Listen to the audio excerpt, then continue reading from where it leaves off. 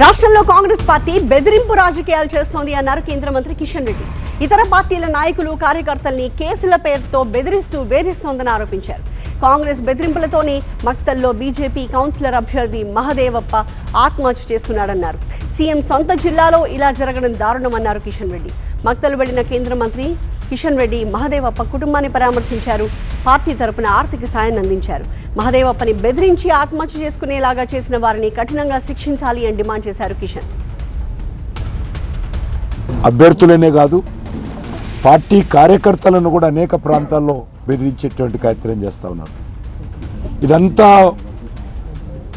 ముఖ్యమంత్రి గారు పర్యటన చేసిన తర్వాత మరి కాంగ్రెస్ పార్టీ ప్రజల్లో వస్తున్నటువంటి వ్యతిరేకతను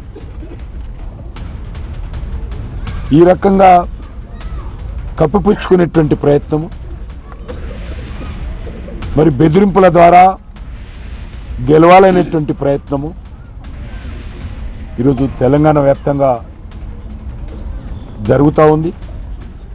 మాటలు కోటలు దాటుతాయి తప్ప పనులు ఈరోజు గత 2.5 సంవత్సరాలుగా ఇచ్చినటువంటి హామీల అమలు చేయలేదు కాబట్టి ప్రజలలో తీవ్రమైనటువంటి వ్యతిరేకత ఉంది. వల్ల ఆ రకంగా ఉన్నటువంటి వ్యతిరేకతను బెదిరింపుల ద్వారా, డబ్బులు వెదజల్లడం ద్వారా, అక్రమ కేసులు పెట్టడం ద్వారా మరి గెలుస్తామనుకుంటే ఎక్కువ రోజులు ఎవరు కూడా రాజకీయాలు చేయలేరు.